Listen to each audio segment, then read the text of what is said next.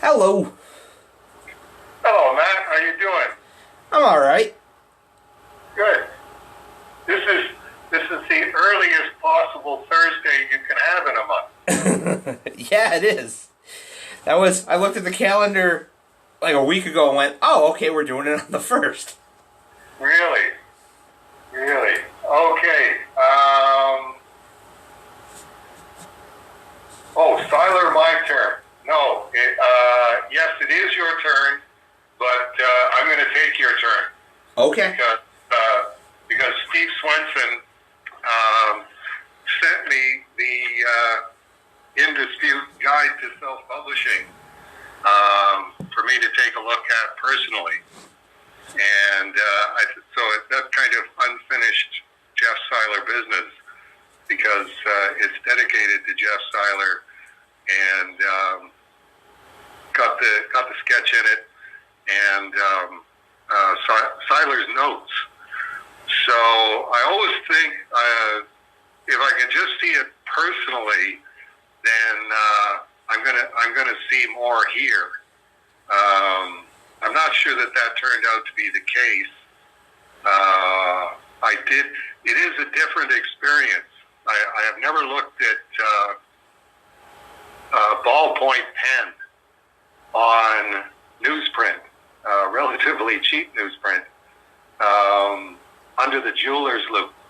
And the same with the description I had for the Alex Raymond Rip Kirby original. There's a whole topography that you just don't realize is there until you're looking at it under that level of magnification. Anyway, having examined all of the scans that got relayed to me, and then now having looked at the original, I can definitely say, looking at the sketch, yes, it is Japanese brush pen that I'm using on the fur around Cerebus, and it's a Japanese brush pen that's just about out of ink, and I'm obviously aware that it's just about out of ink, which was one of the questions that I had. Why would I use Japanese brush pen on newsprint? That's going to be an absolute mess on the other side of the page. Yes, if it was a fresh pen, then yes, it would be a mess. But because it was running out of ink, that was why I went, okay, I can do the fur with this. This will be pretty cool. Inking on the face, the details, the hatching on Cerebus's ear and on his eyebrow and the shading behind his snout. I think it looks like I used an archival pen, but I used probably a 01 archival pen that had gone a little mushy, and I would have been aware of that as soon as I started inking the thing, going, well, I'm at the off-White House. I can just, go upstairs and grab a fistful of 01s and see if I can't find a fresher one with a finer line. But I think my attitude was, well, it's just for Seiler. He won't know the difference. But I definitely did. This was when I was starting Strange Death of Alex Raymond, so I did the Warren style block lettering on Jeff Seiler's name, and I did use, it looks like a 005 archival pen on that, so it looks pretty good, and wrote on the occasion of coming to Canada to get his stuff back. And this is when it moves over into Jeff's world, because he's written definitely underneath it good stuff, and then sort of went over the lettering in good stuff to emphasize it, and underlined good stuff, but good stuff back. And it took me a while to figure out that he's got an asterisk there, but it doesn't have an asterisk at the bottom, but it means he's writing mostly that guy. And that's when he drew his convoluted arrow pointing at Cerebus. What he's saying is that he came to Canada to go to, we will call her G's place, because he had moved his Cerebi there. And that was one of his top concerns, was I have to go and get my stuff back, and I have to get my good stuff, which for him amounted to his Cerebi, which probably most of them were autographed by that point, certainly the trade paperbacks from him bringing them to Columbus for space and whatnot. So mostly that guy. Mostly he's going to get his Cerebus. Or her, dude, really nice hair. I think he's trying to figure out what he's going to write next, and just sort of got hypnotized by the inking on Cerebus's fur, and went like, really nice hair. He's going back up to the top. He's dated it 7-8/9/11. So I did the drawing on July 6th, 2011. That was when we were here at the Off-White House. And then he was giving me a lift down to Toronto, and he was going on from Toronto to G's place. So the 7th, I believe, was Saturday. So I would definitely have been either coming back here or staying at the hotel and observing my Sabbath on the Sunday. I wouldn't have been doing anything besides that. Jeff, I think, obviously went to G's place, got there sometime on the 7th or early on the 8th, and grabbed all his stuff. And I have no idea. I never asked him, and he never told me, okay, what was the experience like going there and getting your stuff from her, knowing that this was ending as badly as it did.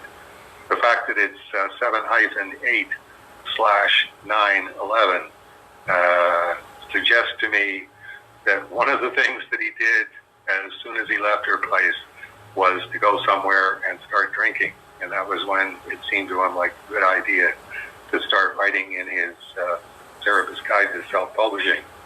Probably not while he was drinking, but when he got back to his vehicle stuffed full of his Cerebus stuff. Anyway, yeah, really nice hair. J-A-S is Jeff. What was his middle name again? Alan. Alan? Alan, yeah. Okay, yeah, so it's J-A-S, Jeff Allen Seiler, in parentheses, and then in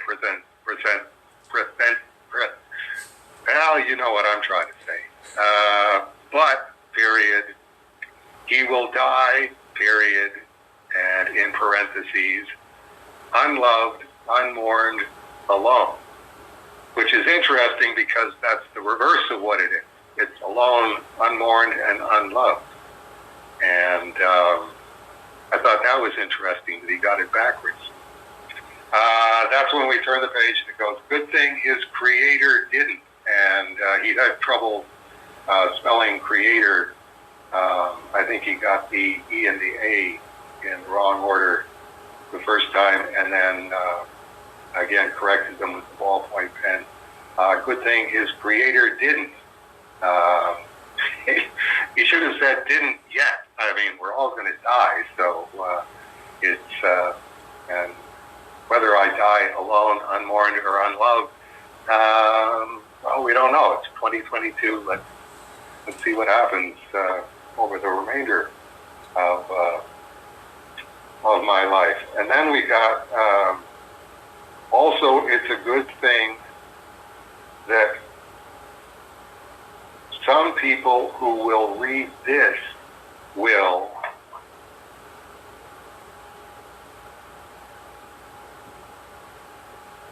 that's when it gets confusing on, we'll realize that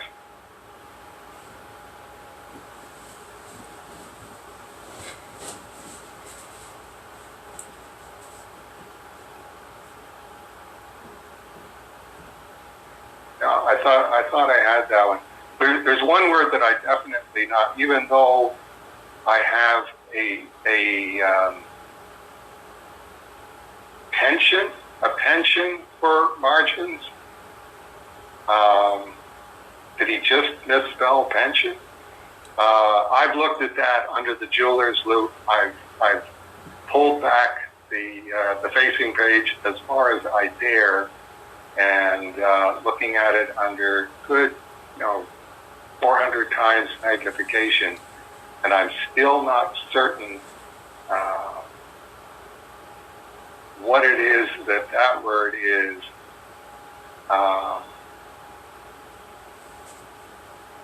For pension, penchant, is maybe what he was trying to say for margin. Someday when you buy this book, and you will laugh, by J.A.S. And that's the end of the dedication. So still a little bit of a mystery as to why he did this. It looks like an alcohol related thing. He just felt compelled to editorialize on his personalized book. So you never asked and Jeff never said, but when Jeff was getting back from this trip, he was coming back to Manitowoc because that's where he was living, and he and I talked about it, and he did tell me what happened when he got to her place. Oh, okay. So that wasn't pretty? What? As with everything involving her, it just was weird. So he let her know he was coming, because he couldn't get into Canada because he had a drunk driving on his record. In Canada, you have to be 10 years past the incident, and your record has to be clean to get in. Right. Not even to move there, just to visit. If they run your record and you got a drunk driving, Canada says, nope, sorry, we're not letting you in. Is the way Jeff made it sound. But then again, he did show up at the border going, I'm moving here, and they said, no, you're not. Right. So he let her know he was coming, and part of the breakup was that she was hanging out with a friend named Wally, whose nickname was Cowboy Wally between Jeff and I, because I've read Kyle Baker's The Cowboy Wally Show, and as soon as he said, oh yeah, there's this guy Wally, I'm like, how old is he? Oh, he's older than her, or about her age, so he's in his 50s. I'm like, a 50-year-old man named Wally is Cowboy Wally. Right. And, okay. And point taken. So she was hanging out with Wally, and because she and Jeff had this long distance relationship where they would call each other and write letters and stuff, and they had like a regular, okay, it's Saturday night, one of us is calling the other one. Well, she was missing some of the phone calls because she was hanging out with Wally, and Jeff, reading between the lines, was starting to suspect that she was, quote unquote, cheating on Jeff with Wally. And I went, well, we don't know, but, you're going to decide whatever you want, Jeff, because in your head you've already, you're mad at her about this, so of course she's cheating with Wally. So right. he was afraid when he went there that, Wally's going to be there and there's going to be a big confrontation or something, and he's by himself in Canada. If anything goes wrong, he's screwed. Right. And so he gets to her place, and she had messaged him to say, let me know when you're wherever, and so that I know that you're almost to the house. And so he did that. Well, that was her cue to get out of the house. So it was, the back door is unlocked, your stuff's in, I guess the way the house was set up is she had like a storage area garage under the house. That's where all of Jeff's stuff ended up. And okay. And he, the back door is unlocked, so okay, he can just go in and get whatever he needs and then leave. And there's a connecting door to the rest of the house, and Jeff, and it's one of those, and Jeff tells me this, and I'm going, Jeff, don't tell me you went in her house. Don't tell me you went in her house. Don't tell me you went in her house. Just, you got your stuff and left, right? You didn't do it. And he's like, no, I went in the house and looked around, and I'm like, why? What if she was sitting on the couch with a shotgun? And Jeff, stopped, looked at me, and went, yeah, this is one of those conversations, isn't it, man? I'm like, yeah, when it comes to this woman and going to Canada, you need to, mind your P's and Q's. Why would you go into the house? And he, well, there was a one thing that I thought might be in the house that I didn't see, and I'm like, okay, you have your justification for why you walked into the shotgun blast, but it doesn't mean that you weren't thinking about it. And right. So he got all his stuff packed up, and and it's like, well, okay, I have no business here. The whole point of the trip was to retrieve my things because I am now out of her life, and he left. So I'm assuming he left, probably went to a hotel, and went to the nearest bar to the hotel, and then probably that's when he had the guide to self-publishing, and it was, it was his poor me pity party because, he thought he was going to live with her for the rest of his life. Right. That was, I mean, and as I've said to him over the years when we talked about it, I'm like, okay, so you got to the border, right? Yeah. And what did you say? I said, I'm moving here. And what they say? They said, no, you're not. And I'm like, okay, what did you do wrong? And he's like, what do you mean? I'm like, all right, step one, you hadn't even met this woman when you were at the border the first time. Like, right. Right.